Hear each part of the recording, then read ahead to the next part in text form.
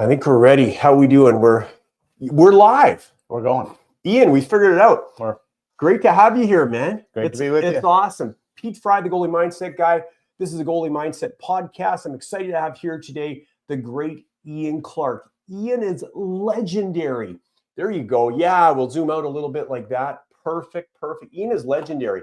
Having worked with Bobrovsky, brought Bobrovsky to his elite level that he's at now, and took Thatcher Demko from basically unknown to taking over the net. And those are just a couple. Ian will talk about more.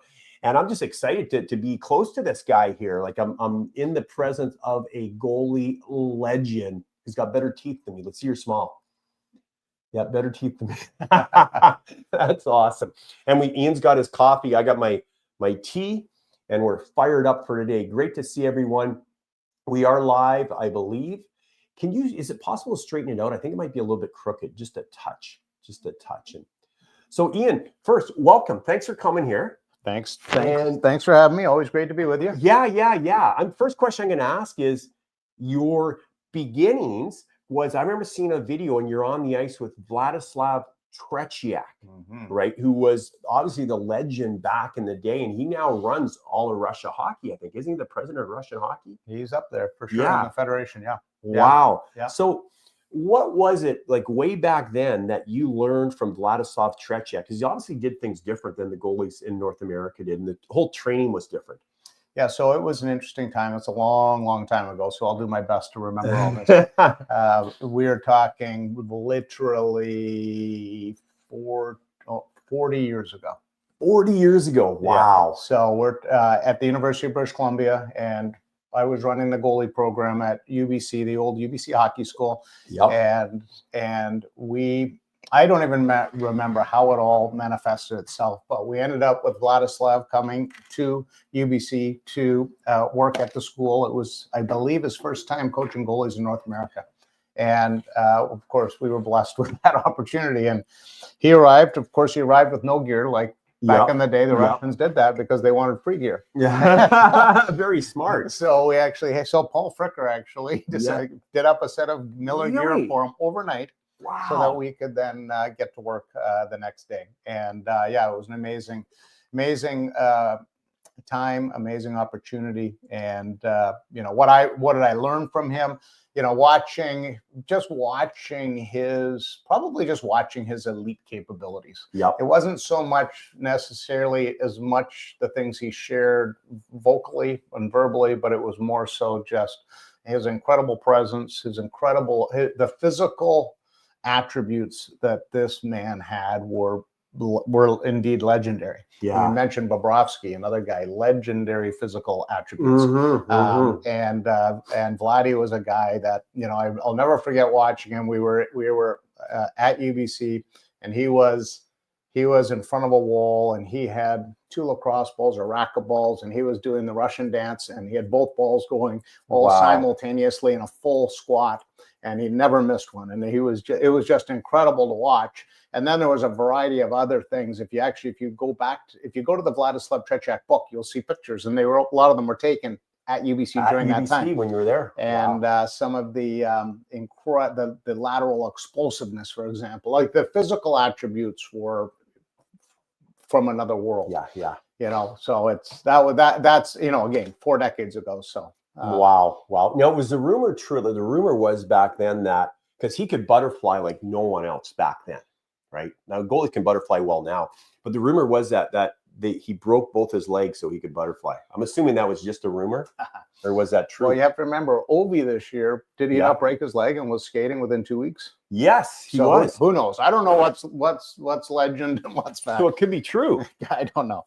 But but again, he was an incredible physiological specimen. Yeah. And I remember the first time I saw him, he literally was like a fridge to me, like just the girth of his shoulders and the power in his body.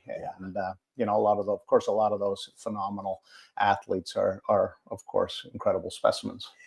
Big time. What is one thing that the goalies today, that our listeners today can take out of what you learned from Vladislav Tretiak and apply to their game today?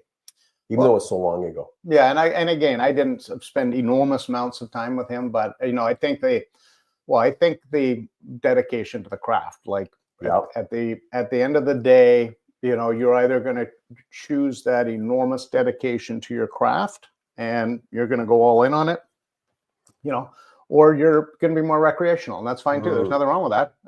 But you're going to have to decide what your journey is going to be. And if you're going to dedicate yourself to the craft and you're going to go all in on it, then you got to understand that is, everybody has a different all in. Yeah. And for the elite players or the elite ones, that all in is greater than perhaps the typical person's all in. So you got to be prepared to go beyond what is being asked. Yes. And a lot of it comes from your internal drive, of course. It's, it's not being dragged out of you by someone else. You have, in order to get that sort of double benefit, the benefit of being pushed by someone else, but then it's like a double benefit because you're pushing yourself to that next level as well. So you need all hands on deck, including your hands. The inner drive. Yeah. The inner drive. There you go. There you go.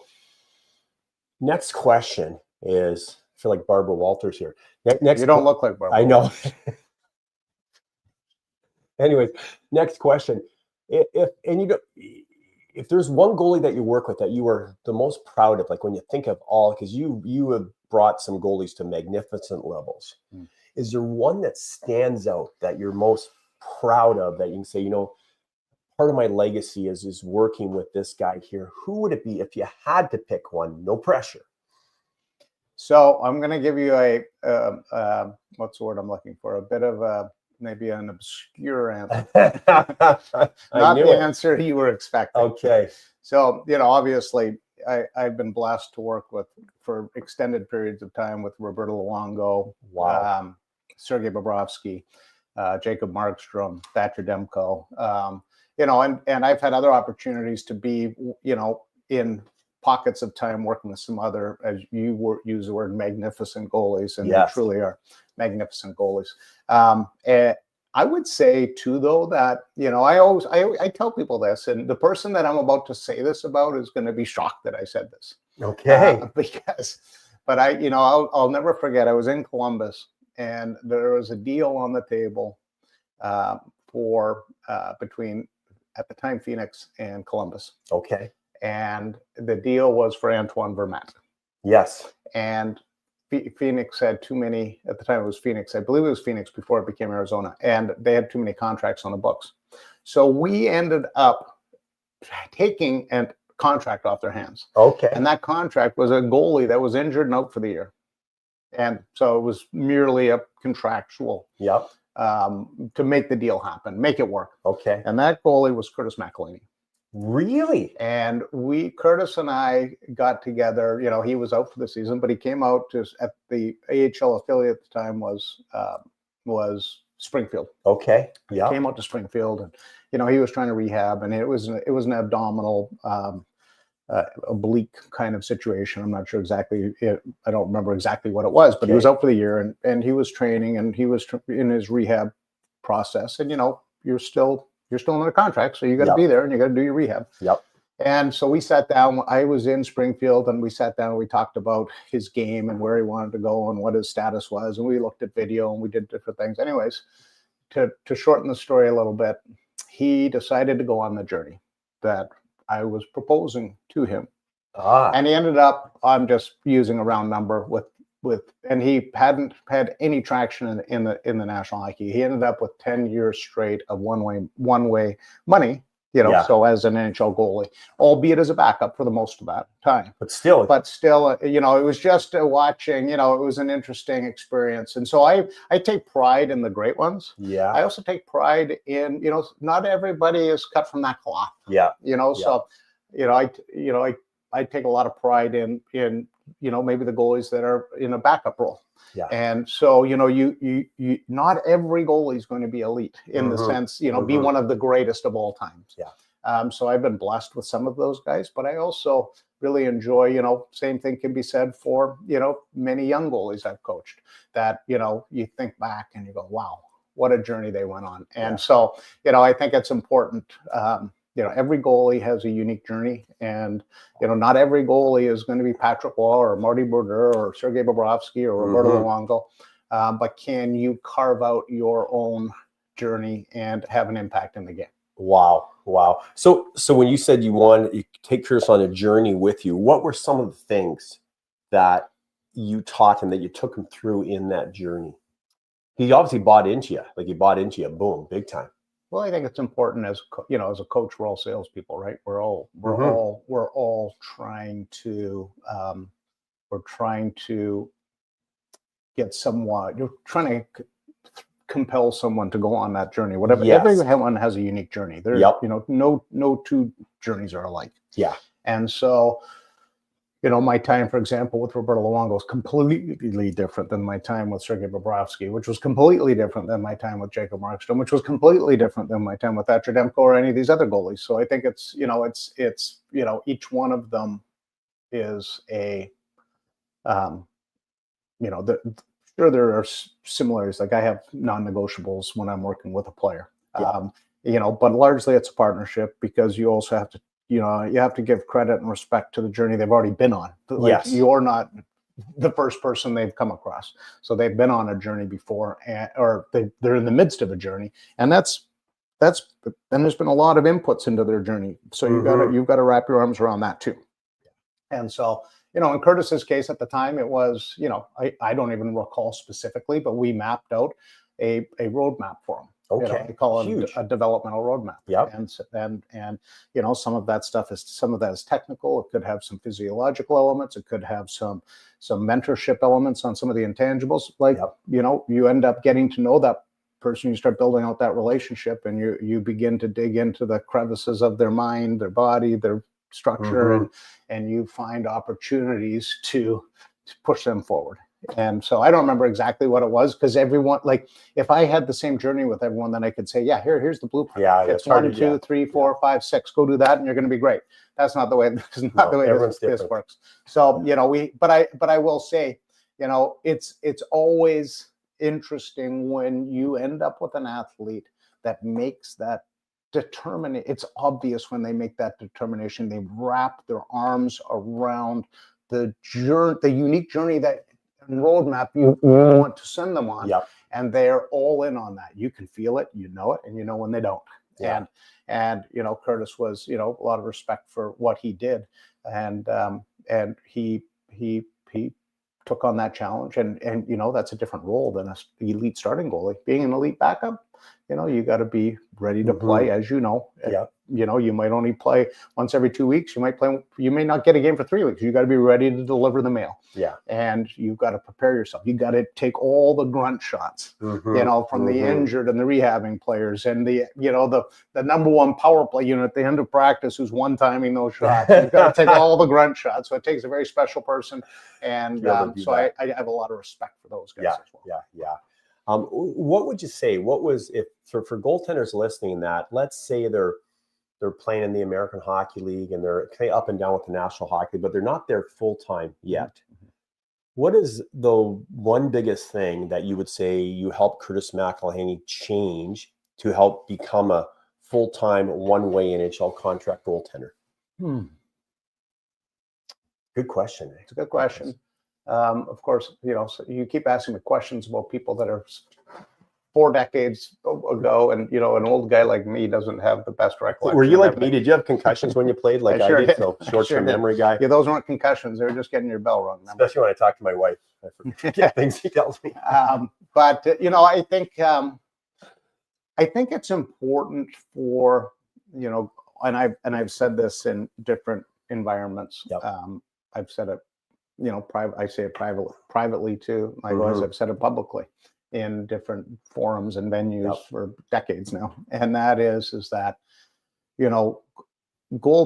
successful goaltending involves a range of inputs.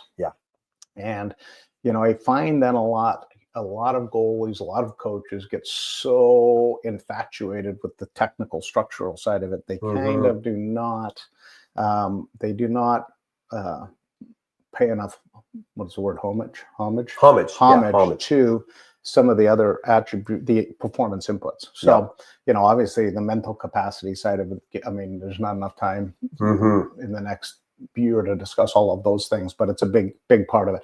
There's, like, how do we, the competitive side of it. If you're going to be the backbone of your team, if you're going to be the last line of defense, you have to be one of, if not the fiercest competitor on the team. Like, and compete is not something that is a part-time thing. It either courses through your veins or it doesn't. Yep. And so, sometimes we see a goalie that is competitive in moments, but not other moments. To me, that's a non-competitor. Yeah. Like, you are either a competitor or you're not. Yeah. So compete to me is a full-time thing. It's not a part-time. There's no such thing. So I came up with the term a long time ago. You got to repeat the compete. So we repeat a lot of things. We repeat a lot of things, right? The old Anthony Robbins, repetition is the mother of all skill. Mother of all skill. Yeah. Is that the mother of all skill, or is perseverance the mother of all skill? I don't know which one it is. Both. There's a when few. you persevere, you're going to have reps. Right. Or is it personal discipline? I don't know what it is. It's a lot of things. Yeah. But you've got to, how do you make a save? And that save movement is, you're only going to use that save movement once in your life. Yeah. How do you repeat that? Well, you can't, because you don't even know what that body position is. But what you can repeat is the compete. Yes. And I love that. That's where you find those creative saves. It is the precursor to its instinctive ability to find creative solutions in difficult moments, is that repeat the compete. So, with all these goalies, sometimes I find that, it's a mental capacity issue. Maybe it's an athletic issue. Maybe it's some of these intangibles. The compete issue needs to elevate. Maybe it's a reactionary thing. Can I help that player be a little bit more patient and neutral, so that they're a little bit more explosive to their exterior and not just able to protect their interior? So every goalie is different. So, what I can tell you is, we had the luxury of that situation with Curtis. We had that time because he was in a rehab phase. So we were able to map out that roadmap. Whatever I said to him, he decided to buy into that. And off we went. And I'll never forget the next year in Springfield, out of the gate. And I'm just throwing numbers here. These are not, don't quote me on these numbers. But I'll remember in the first probably 3 months of that season, he had something crazy, like 10 shutouts out of the gate in the American Hockey League. It was an incredible start to the year. I think he ended up the runner-up for the goalie of the year in the AHL that year. But again, to be able to, one of the things I always try to, and I know I'm talking a lot. You're supposed to. Don't worry. It's all good. The ability to stitch together a full season at the pro level. Okay. That, I call it stitching it, because there's so many highs and lows and ebbs and flows. And there's times where you're worn out, and there's times when you have you're banged up or you have an injury. Like, how do you stitch all this together to put together, a goalie of the year, a Vezina year, Vezina trophy, a Vezina quality year, or, or whatever level you're at, to stitch together, to bring that level of consistency, to elevate your game, so your down games are actually still pretty good games. Yes. There's not these huge peaks and valleys, but you're actually way up here, and so what does it take to stitch? I call it stitching together, because again, there's so many highs and lows. You think about an NHL season's 82 games, that's a lot. And maybe you're going to play 58, 60 games as an ML, who knows? I mean, obviously there's load management's a big thing now, but back in the old days, you had Grant Fuhr playing 76 games. 76 games. Unbelievable. You had Glenn Hall back in the day play 512 straight games? Back in the day, a goalie would take a puck in the face with no mask. They'd shut the game down for 45 minutes. He'd come out with 3 less teeth and finish off the game. Glenn Hall, 500 straight. Over 500 straight NHL games. Wow. That's like 8 seasons. The backup He's didn't play once. Have you ever met Glenn Hall? No. Oh, wow. We got to get him here. He's still living just outside Edmonton. I had Sergey came up to me one day. He's like, "Clarky, I'm really tired." I said, "Bob, you're not tired." He goes, "No, Clarky, I'm tired." I said, "Bob, you're not tired." And he's like, "No, Clarky, seriously, I'm really tired." Energetic. I said, "Bob, you've only played 8 games in a row." He goes, "Clarky, that's a lot of games. I'm tired. I need a break." I said, "Bob, have you ever heard of this Glenn Hall guy?" Yeah. And I said, "Have you ever heard of this Glenn Hall guy?" He goes, "No, who is this guy?" I said, "He's just an old goalie, back when they never played with masks or anything like that." I said, "He played over 500 straight games." He's like, and he looked at me with this absolute bewilderment on his face. He looked at me and goes, Clarky, I'm not tired. I love it. You raise the bar. Raise the Yeah. bar. Wow. Wow. Okay, so compete is such an important thing, right? That you look for in goaltenders, right? Because if a goalie doesn't have compete, do you basically say they're not going to be our guy? Well, you can't, when you think about, you have forwards, you have defense, you have Yeah. goalies. So your forwards have two levels of redundancy Yep. behind them. Yep. They have the D and they have the goalie. Your defense have one level of redundancy behind Yep. them, the goalie. Okay, the goalie has no redundancy. So to me, using just my basic common sense and thought is, okay, you're the last line of defense. You have to be the fiercest competitor. Yes. No matter how skilled they are. Yeah, I get that we want all of our players to be competitive. Yeah. So I'm not trying to sit there and say that. But, if I'm talking to a goalie and I'm going to say, hey, you want to be the backbone of this team? Okay, you have to be the fiercest competitor. Yeah. That is non-negotiable. I told you about non-negotiables. One of them is that. You want to be the backbone of the team. You want to have the greatest. You have the goalie has probably on average the greatest individual impact on the outcome of a game, especially at high level. 100%. Okay. I wish teams would get that because, they don't draft goalies in the first round and stuff like that. Anyways, go ahead. I'll let you continue. So if you have the potential on average to have the greatest individual impact on the game, it would only make sense you're the hardest worker. Yeah. How can you be the person that claims to have the greatest individual impact on the outcome of the game, but you're not going to be the hardest worker? That makes no sense. Yeah. So, those are my, So you have to be the hardest worker. You gotta work everyone else there. So here's a question. Here's $1 million question. I'm putting you on the spot here. What can a goalie do to increase his or her compete level? So for the listeners out there, what can they start to do today to increase their compete level? Okay. Because they should work on that at regular skill. Don't you think so? Well, I would say this. I think, well, first of all, you have to embrace the ideal. Yes. Okay. When you say embrace the ideal, what do you mean? Like we're saying, okay, if I play that big a role. Yep. And I'm the last line of defense. Yep. Unequivocally, that's true. Yeah. Okay. Then, you have to embrace the ideal of, I have to be the fiercest competitor. Okay. You also have to embrace the next ideal. And that ideal is that compete is not part-time. It's all the time. It's a full-time. It's a full-time mission. Yes. And so if you're going to, and I tell people this, if you're going to be a part-time competitor, you're actually a non-competitor. Okay, you don't get to pick and choose when you're competitors every time. We've all been to the family barbecue and you're playing flag football with the family members, and that one competitor. You better win that. Yeah. Who cares? You're bowling over all the cousins and the aunts and the uncles, knocking them flying because that person can't help themselves. There's momentum, and it courses through the race. It does. So you have to embrace those ideals.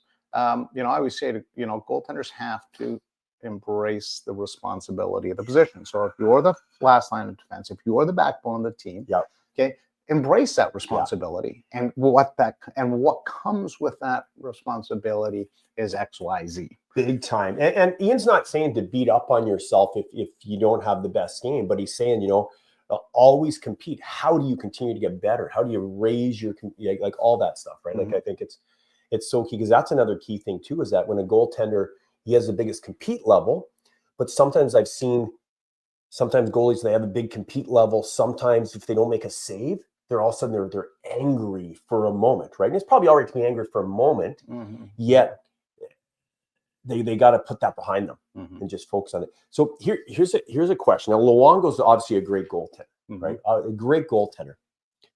The Stanley Cup Finals, Vancouver versus Boston, right? What a series. What a series. And I know the refs were terrible, but whatever. It is what it is, right? Did Tim Thomas have a bigger compete level than Roberto Luongo? And that's not taking anything against Roberto Luongo, because he is a legend. He did so much for the Canucks and Florida, and he's a Hall of Famer and all that great stuff. He's in the Hall of Fame, right? I'm pretty sure he is. Yeah. So not take anything against him, but did Tim Thomas compete more? Because you look at it, Tim Thomas wasn't as big as Luongo. Technically, he wasn't as sound. And what what allowed, because I think Tim Thomas stole that series for Boston. Like, I think he stole. So what was it that he had? Well, I would never, knowing Roberto's compete level, I would never, ever, ever, ever suggest that anyone ever outcompeted him. Okay, so it wasn't compete. It wasn't. No. It wasn't outcompete. No, that's not even on the table as a discussion point. Okay. Yeah, if you want to talk about Tim Thomas was a fierce competitor. We know that. I mean, this guy came out of nowhere from playing in Finland to being, you know, a Vezina Trophy winner and Stanley Cup champion. So you know, again, you know, we can take all these goalies and we look at their journey. You know, look at, Sergei Bobrovsky's journey. Sergei Bobrovsky, when he came to Columbus, was the backup goalie in Philadelphia to Ilya Bryzgalov. And in less than 1 year, he won the Vezina Trophy. Unbelievable. You did such a great job with him. And then, you know, and multiple Vezina trophies. Yeah. And multiple and even more Vezina. But it took him this long to just this past year win the Stanley Cup. So, you know. And he won it. He stole it. As you know, there's lots of players that will depart from their career and have never won a championship. Championships are very special. And are very, very, very difficult to secure. And some, you know, I can't even outside of of things we you know, you hear about, you know, to win a championship, it's hard. You got to get a little lucky along the way. You got to have a few pucks go your, you know, bounce your way. You got to have this, that, and you know, there are so many dynamics that go into the end result of a championship. You know, I can't speak about Tim Thomas because I didn't know him personally. I know Roberto Luongo very well.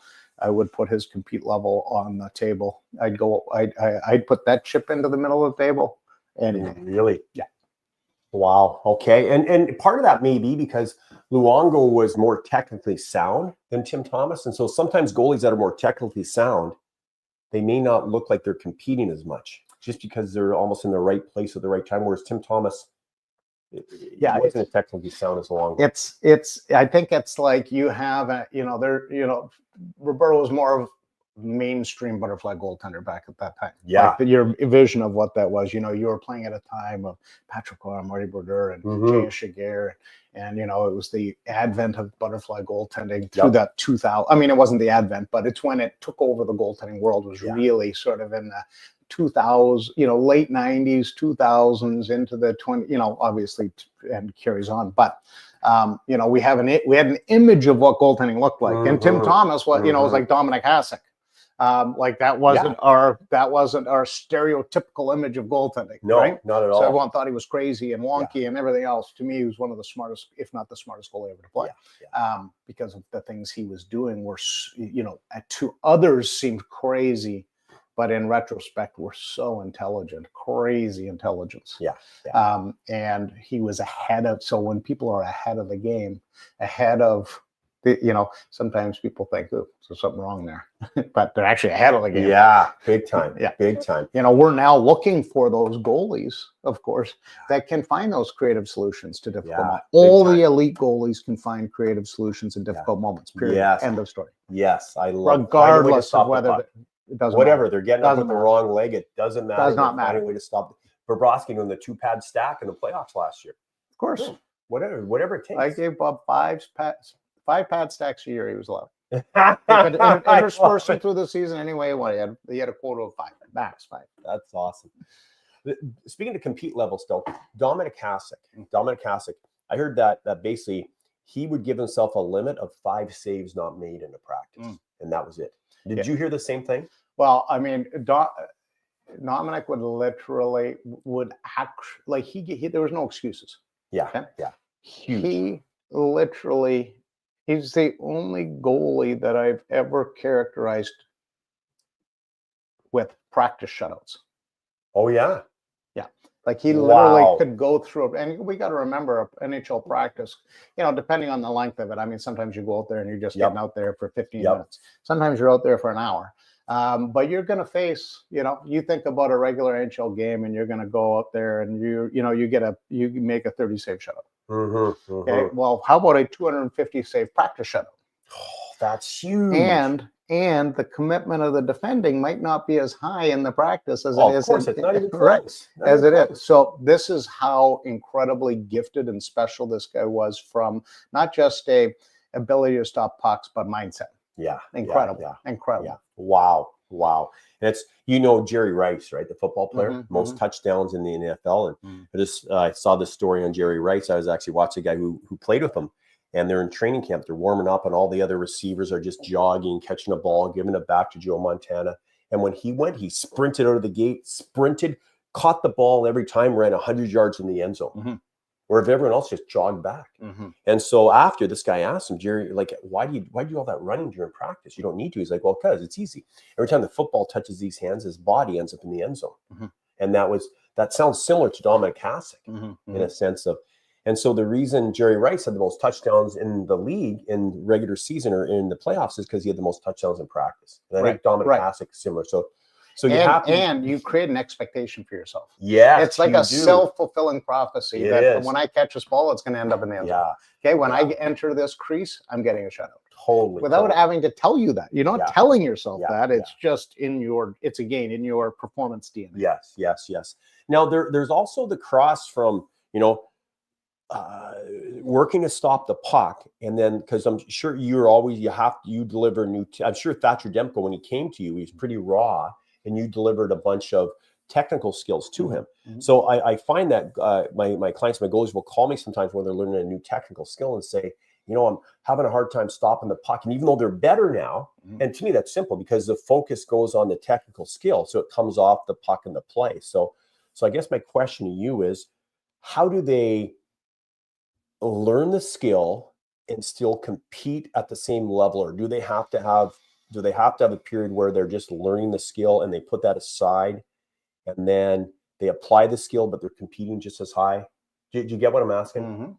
Yeah, because that can be a challenge for and I really wish when I played, I was more, there wasn't a lot of goalie coaching when we grew up. Right? There wasn't a lot. That was a long time ago. Yeah, exactly. And in my mind, it was like, okay, well, you got a little more because you're a little younger. Yeah, a little. Yeah, exactly. I'm way younger than Ian. You can tell. No, he looks like my little brother. Anyways, but I am younger than me. I know. We're both young. We're just getting started. And what was I going to say now? Okay, there goes my memory. So, sometimes someone would try and teach me something, and I wouldn't listen because I just want to compete and stop the puck. So I think a goalie needs to have that. And nowadays, goalies are much more open. To me, they're way more coachable. But some guys they're really good and they're not quite as coachable, but they got that compete. How do you find that? Do they need a balance for that? Well, there's, when you're dealing with a relationship, a coach-athlete relationship, right? There's give and take on both sides. So, the coach has a responsibility to deliver the information in a manner that gives that athlete the greatest chance of successfully acquiring that skill. Okay. The athlete has a responsibility to have that fertile mind to be open to acquiring that skill. Okay. And I could tell lots of stories about this. But that's why it's really, especially goaltending is unique because it's like an individual sport embedded in a team sport. So it's a little bit, we, of course, every team has their goalie coach, but then they have their assistant coaches and their head coach and all that. Well, those assistant coaches, a lot of them are, you're dealing with groups of players, whereas the goalie coach is dealing, really in a one-on-one environment. So it's a little bit different. But each has a responsibility to the acquisition of skill. Okay. And so, I have to, present it in a manner that is digestible, is understandable, creates conviction. Like if that player doesn't have conviction, they're not acquiring that skill. No. So you don't get to go in there as a coach and say, hey, Johnny, we're doing this. And you don't have any backup rationale for why. It's just your opinion of what, that's not a thing. That is, the odd person might just be, follow, you tell a person to go jump off a cliff, they go jump off a cliff. But that's not, especially as you get up into a higher level and people have acquired some intelligence for what they're doing and what they're trying to accomplish out there, then you need to make sure that you deliver enough information so that they can gain conviction in pursuing the path. Okay. Now the athlete, has to also have the ability to open their mind because they've done it in a certain fashion. That's what their instinct is. That's what their habit is, call it whatever you will. And they have to do they have the openness to say, I can take a step here and want to take that step. Like your athlete needs to want to grow every day. Okay. And so again, both sides have a responsibility in this equation. And, I think it's also important to consider, I call it the development bridge. Can we talk about this? Yeah. Talk about the development bridge. Okay. So it's a concept I use. And, on the one side, so imagine this bridge. Here's our bridge. Okay. At the start of the bridge is the introduction of skill concept. Okay. At the end of the bridge, on the other side of the bridge, you finally traverse the bridge. There's a lot of wind. There's a lot of chaos up there. It's a suspension bridge. It can be swinging in the wind. Okay, that's performance, ups and downs, all this stuff. You get to the other side, you get on solid ground. That is instinctive execution in gameplay. Okay. That's the opposite side of the development bridge. We're going from introduction of skill to instinctive, under pressure, under duress of gameplay, 20,000 people in the stands, and you're executing that skill instinctively without excess thought or paralyzation of overthinking. Yes. So we have milestones as we go across this bridge. Okay. So first milestone, introduction of concept. Our next one is our next step. Okay. We're still climbing. We're going up here. The next step is we have a controllable environment between the goalie coach and the athlete.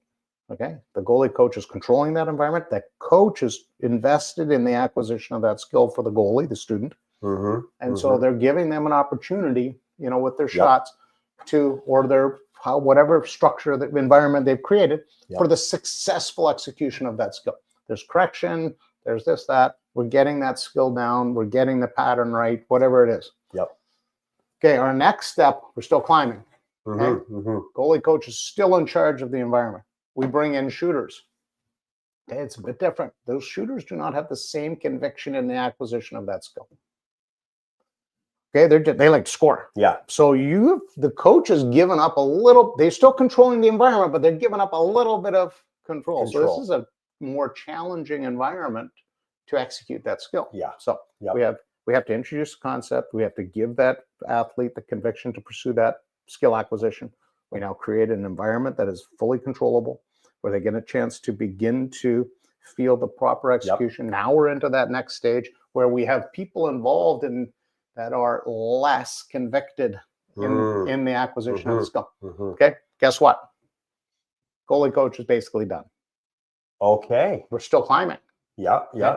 This is where the baton, I give you the baton as the coach and I hand it to the goalie because our next step is starting to utilize that skill in team practice. Got it. Because there's a lot more uncontrollables. It's all uncontrollable. The head coach or the assistant coach is running the drill, not the goalie coach. The players are being instructed to do a certain thing. The defense is, who knows what the defensive stature is. People love to score goals in practice. But the goalie has to take it upon themselves to find opportunities to fold that skill into their team practice.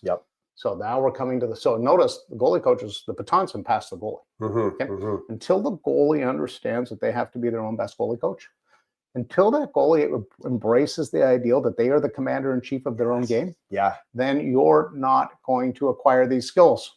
I love it. And just pause for a quick sec. The goalie, you are your own best goalie coach. Love it. Okay, keep going. It's powerful stuff. So now we're coming up to the apex. We're coming to the summit of the bridge. Okay, it's getting real stormy out there because this doesn't feel right. It doesn't feel perfect and smooth and rhythmic and all the things that we want our skill sets. But we're fighting through. We're fighting through. then there's one day I'm doing a game review with my goalie, okay? And I call it game emergence. Okay. And then you see the seed of that skill in a game. It's called game emergence. Okay. We're over here. We're starting to come down the other side of the bridge now. Yeah. Okay. The bridge isn't swinging as crazy anymore because you're not way up there in that real, where the suspension bridge is blowing in the wind. Yeah. Okay. And you're thinking to yourself, I'm going to turn around and run back. Yeah. To what I'm comfortable. That's what a lot of goalies do. They turn and run. And they forget the skill. They don't pursue the skill. It's Yeah, not that they forget the skill. They don't pursue it. Yeah. Okay. And they go back to their own thing and they make no steps. They don't grow. No. Okay. And then, you get from game emergence, you get to more consistently seeing that until you get to a place where it's actually live in their game. Yep. They've acquired it and they're just maintaining it. So that's the development bridge. And it's a challenge to cross. Huge. And when they get to the other end, they're now unconsciously competent at that skill. Correct. Right. They don't have to think about it. Correct. It's just freaking.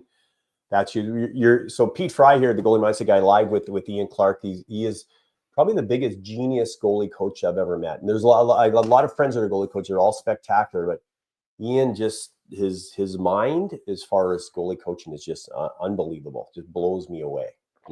That's kind. Yeah, I know. Well, it's true. It's true. It's kind and it's true.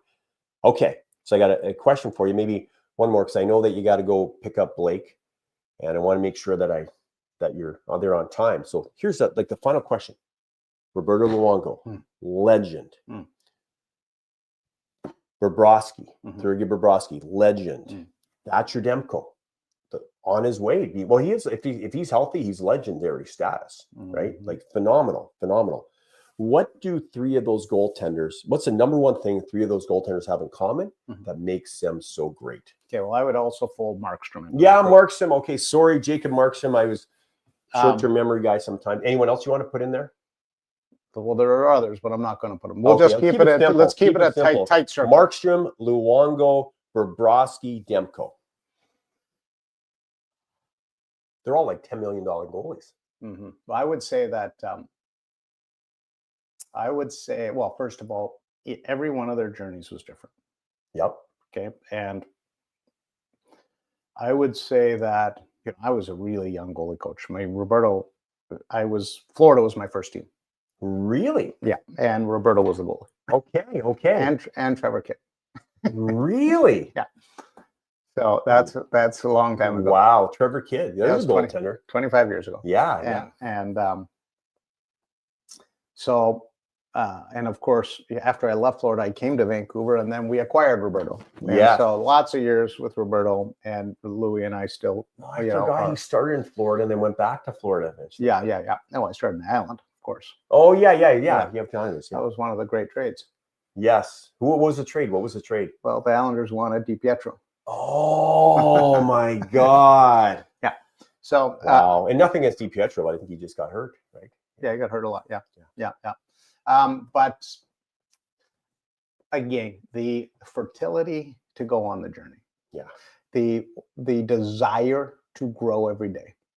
Okay. Bob and I would always say we're building an endless skyscraper. We're just adding another floor every day. Yep. Or maybe it takes sometimes it takes 2 weeks to add, because not every day do you get to accomplish everything you want to accomplish. I think one of the things that I think is super important for I'm sure all athletes, but I certainly say this, goaltending is really tough. If you think about the key positions in the sports, okay, obviously quarterback in football, pitcher in baseball, and maybe it's point guard in basketball, whatever it is, goaltending in hockey. Think about the fact that in all other cases, that key player, they have the rock in their possession. Goalie doesn't get the rock. They have to react to the rock. Yes. So it's a little bit tricky goaltending. Goaltending has more controllables, I believe, than any position on the planet. Like, I don't think there's anything. Like, even quarterback isn't even close. No, well, the quarterback has the ball. You can premeditate what you're going to do. Yeah, the goalie doesn't get to do any premeditation. Yeah. And so I think it's the desire to grow and build. It is a pursuit that never ends. They have an infinite desire to grow and build and add add to their games. Loving growth, loving the growth. Yeah. Yeah. And never being satisfied. Okay. Of course. Always wanting more. Same basic thing. Yeah. But also being prepared to open their minds to go on the journey. And each one of them was very different. Mm-hmm. You know, Bob's journey, like Roberto was an incredible goalie. This guy was so gifted. You know, I think people would recall his time in like, you know, as a junior goalie. I mean, incredible goalie. Mm-hmm. You know, Bob and I, we went through a phase. Like Bob was crazy athletic, crazy competitive. Okay, but sometimes a little bit misguided. Like sometimes Bob, so powerful. Bob would be over in the corner. I'm like, Bob, come back over here. The net's over here, Bob. And because he was so like, so he needed to learn some things, you know, and that brought common sense to all of those incredible physical attributes that he had. You know, Marky was a whole different journey. You know, Marky, incredible. You did great things with him. Like, whoa. He did great. You know, I sat with him and I challenged him in certain areas as his coach. But at the end of the day, the athlete has to make the determination to go and do it. He transformed who he was as an adult. Like how I mean, to me, it's incredible transformation. And you know, Thatcher was you know, again, someone that, you know, here another goalie, 6'4", 6'5", great length, great, you know, he really improved his athletics, his commitment to the athletics. Like his athletic ability, like he became one of the best physical goalies in the game. Like from, you know, Roberto would, you know, I'd be talking to Roberto and he'd be like, oh my gosh, that Thatcher done. Well, that's how we want our goalies to play. Like, it's incredible how smooth he never falls behind the pace. So each of them, you know, they all have different attributes. But I would say, you know, at the end of the day, it's really all about the desire to improve. Like you're never, like the moment you decide you know it all, as a, you know, you're basically fixed mindset, done. You're either getting better or worse. Yeah. Right. So you got to keep that growth mindset. Yeah. That makes sense. Ian, you're powerful. It's been an honor. Pete Fry, the goalie mindset guy, with the unbelievably amazing, legendary Ian Clark here. There's not a better mind in goaltending. That's a lot of attributes. It is. It is. All over the top. Got a lot to live up to. I appreciate the time, and I love talking with you. Frickin' right, Ian. You're powerful. There we go. That's a wrap. Great job. It's our first time going live, so we'll I think we're live on 2 or 3 different channels today. We'll figure out how that turned out there, but we'll have the recording. We'll post it, and you are live. All the best to the goalies out there. Yes. Any final words for the goaltenders? No, I think we just said the most important thing at the end. But I do want to wish all the goalies that are watching and are going to watch, you know, all the best in their journeys. Freaking right. We use journey a lot in this. We do. It is a journey. Pete Fry, the goalie mindset guy, signing off. Live with Ian Clark. Stay great. Great.